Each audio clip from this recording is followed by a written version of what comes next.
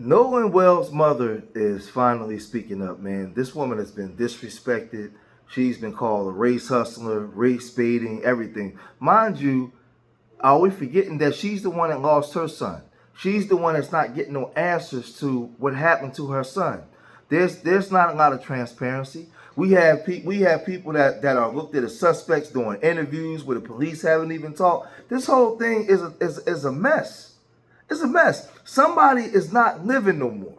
The last people that boy was seen with was these boys, and they out here doing interviews, doing talking. The DA ain't talk, the police ain't talk. You got the governor speaking. Like this whole, nobody has no regard and no respect for this grieving mother. Returns, Nolan is not there. At 11 p.m., he calls to say Nolan is missing. I wonder if either of you, whoever wants to answer, what happened in those few hours that prompted Warren to be concerned?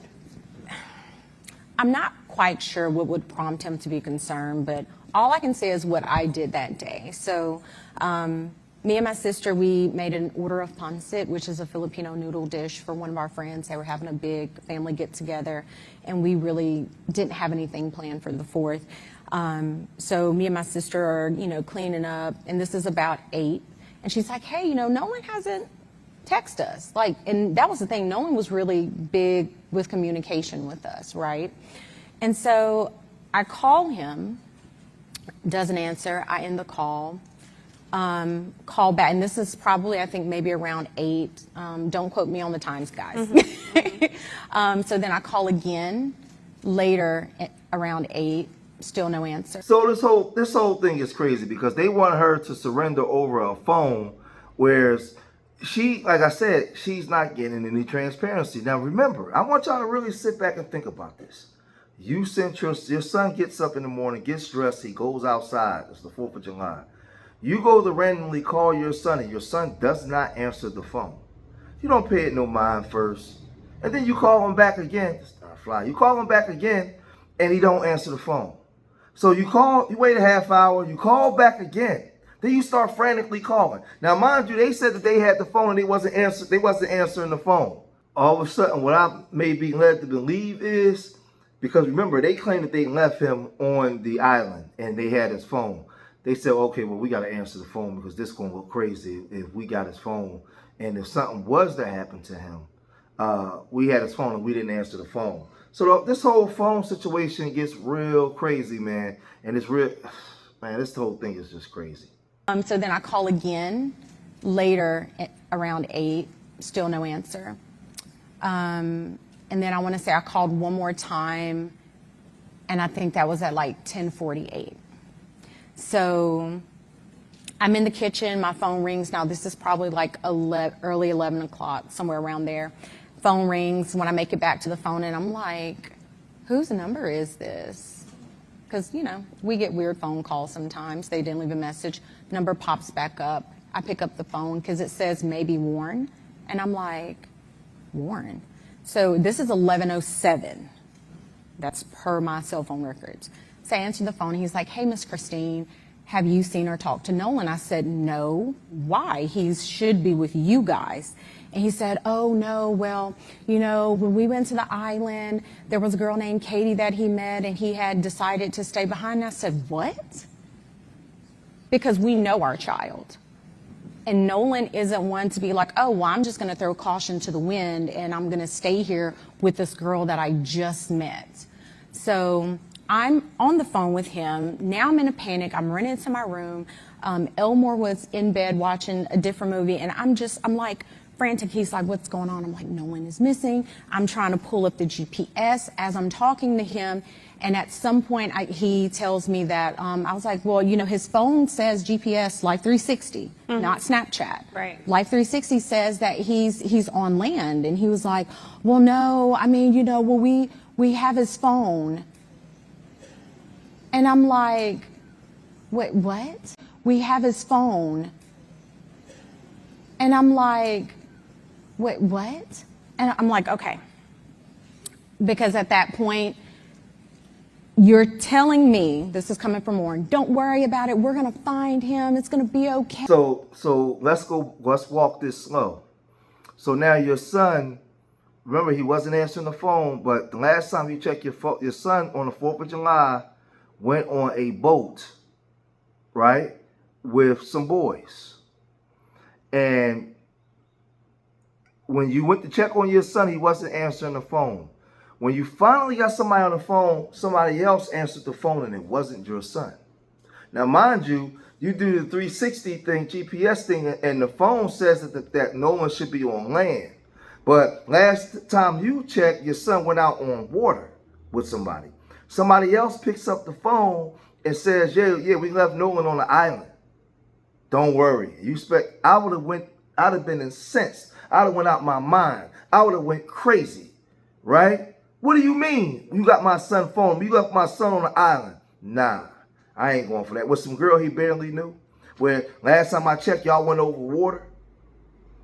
Nah, I'm not going for that. Not mine, right? And everybody in this country know, if it was the other way around, they would have, all 3 of those boys would have been suspects. By now, they would have been arrested, and somebody would have talked to find out what happened to if that was a W. We all know this. Everybody knows this. Everybody knows it. Even if they're innocent and they didn't do anything. Somebody knows something, somebody knows somebody, people do some talking, and they'd have been pressing them to talk, right? So Warren is alleged that she said that also Warren got wrong the shorts that they was wearing. So she's finally now speaking up and defending herself. Hey, don't tell me not to worry. This is my child, my flesh and blood that I brought into this world, and you're telling me not to worry. Absolutely not. So then it was after the phone call ended, of course, asking him for information. What was he wearing? He was like, last seen, Northwest tip, black shorts, sunglasses. That's important. So I end up calling DMR, spoke with the DMR. She took all Just for our audience, DMR. So DMR is because he went missing on the island. They are basically the marine people, right? They're the ones who's going to launch the boats to go into the water and all that. But before getting off the phone with Warren, he was like, hey, I know some people at Coast Guard. I said, okay. He's like, I'm going to call Coast Guard, you call DMR. Get on the phone with DMR. I give the young lady the information. And she tells me, hey, I got this. Let me call you back. Because she was like, I'm not sure if this is going to be in our jurisdiction, essentially. So then she calls back and she tells me, okay, yeah, we spoke with Coast Guard. And I'm like, okay, but they're like, this isn't our jurisdiction. You have to contact the city of Ocean Springs. I said, okay, hang up the phone, call in Ocean Springs Police Department. They say, hey, you have to physically come down and give a report.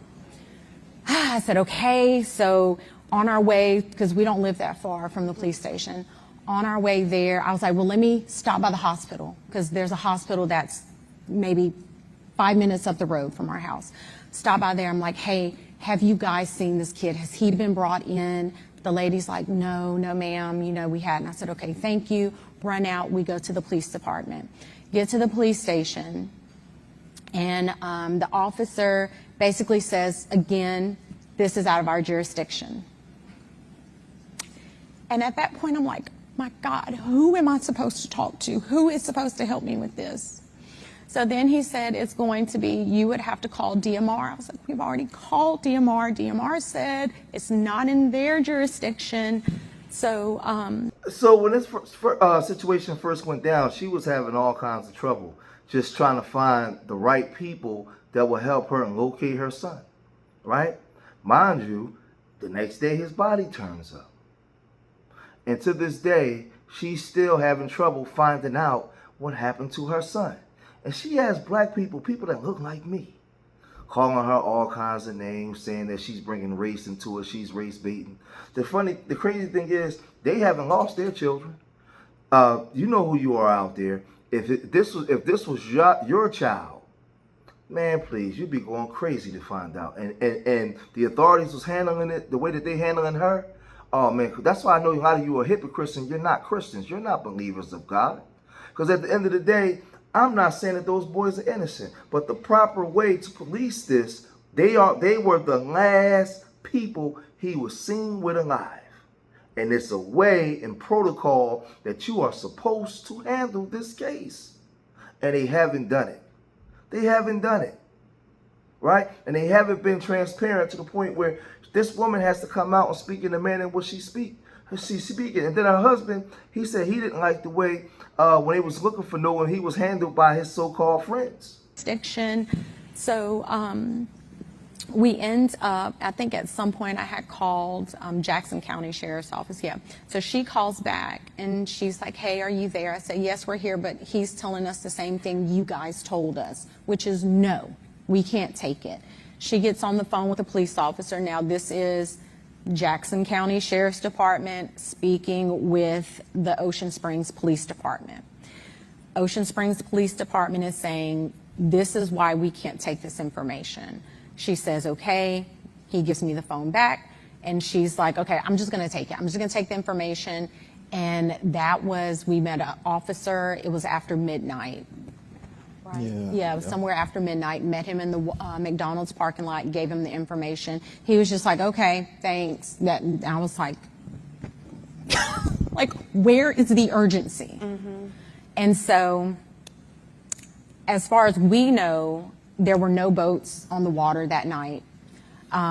We actually, his high school football coach, Coach Bramlett, texted Elmore that morning. He said, hey, man, I got a boat. Because, again, we don't have boats. Let me make that very clear. We do not have a boat. We're not boating people. We don't do water like that, okay?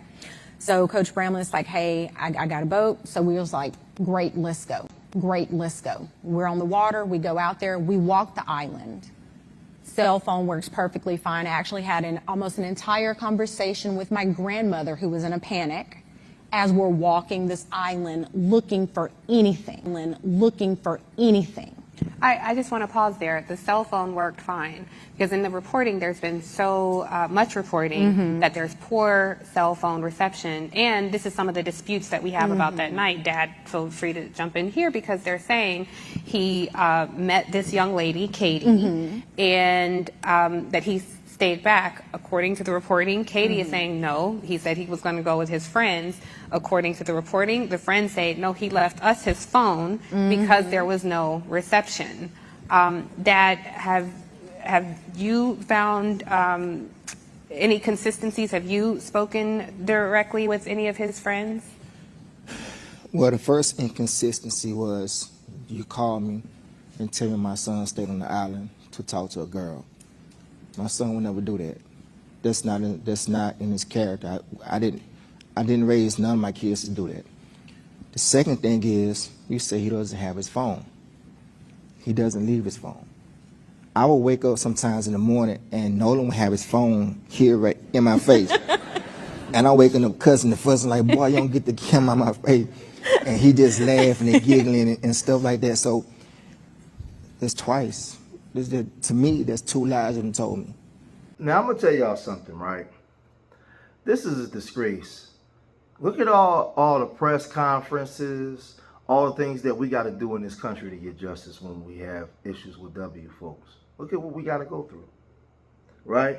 Either it's open shut case where victory goes to the W's and we're sitting somewhere crying, wanting to tear up our communities because we didn't get justice. And there's never been really justice. It's just us. We haven't got recompense, any form of recompense for what they've done to us. And they're still doing it now and they get away with it, right? So we got to sit down and do all this just to bring national, and then people got to feel sorry for us. It's just a whole mess. It's a mess. And this happened under the Democratic Party, the Republican Party. It's still happening now. They come and say, well, it's supposed to be my best friend. Come on, man. We saw this party before, man. We saw this party before. And now people with money, they raise $200,000, hire these high power attorneys to defend them, right? These were the last people that were seen with a boy that's no longer alive. Let that sink in your head, right? So the father was, commenting more on what happened when he had to encounter these boys. Like that, so that's twice. To me, that's two lies that he told me as a father. Like I said, we went on the island. And actually, a classmate of mine called me that morning as we were going out to the island with Nolan's coach. He's like 40 miles away. He calls me, hey man, I got the boat. Me and my boys, we're gonna go out there and help you look. I didn't call him, he called me. And we're gonna start on this end. I said, well, we're probably gonna start on the other end. So me, my wife, Coach Bramley, and a high school classmate of mine were the only, we were the first ones out there looking. Like I said, we docked the boat, got out the boat, walked on the island. She had a whole conversation with her grandmother on the island. We're all out searching for him that night. And yeah, like Elmore was saying, there was an issue, some type of friction. The cops ended up coming and they left. And so then kind of the same thing when we came to pick up the key. Elmore went up there asking for the key, didn't know where the key was, and all of a sudden we know where the key is. But see, hold on. But see, this and this is another thing that bothered me too. When we got to the house, you know, it was some of his other friends were there, you know, and they were, you know, beating on the door like, "What Nolan there? What Nolan there?" You know, beating on the door trying to get in the house. So I walk up to the door and I'm calming them down because for one, okay, you're loud. Two, you're in these people's house. So if you tear these people's house up, that's gonna be a whole nother issue. I don't want y'all bothering it. And three, I need you guys to calm down, and I need them to kind of trust me as being an adult so I can get something out of it. So I get them out the house, and then Jax finally comes down the stairs, I guess in the room. Hair all messed up like he just woke up, whatever. I said, look, I'm Nolan's father. His car's outside. I need to get his car and all his personal effects that may be left over here. And he goes, oh man, Nolan was like my brother. I said, well, Nolan was like my brother. I said, well, if Nolan was like your brother, would you please go and get everything of his so I can get his car, I can go home. So he walks off. 2 or 3 minutes later, he come back. I don't see the keys. Okay. So I leave out the house, go back outside, stand by the car. During that time, one of the guys that was in the house, one of the other friends, he was on the phone with a girl who was apparently there with them earlier that day. And she was telling him that his keys was on top of the Xbox in his room. So he goes back up to the door by himself, and we're still out by the car. And lo and behold, here comes the keys.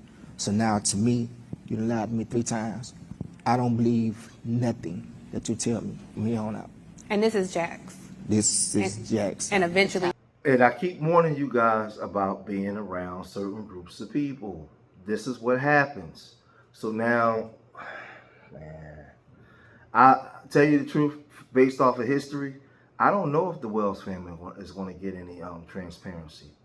I don't know how this thing is going to play out. Knowing how what history shows us, they may never get the full answers.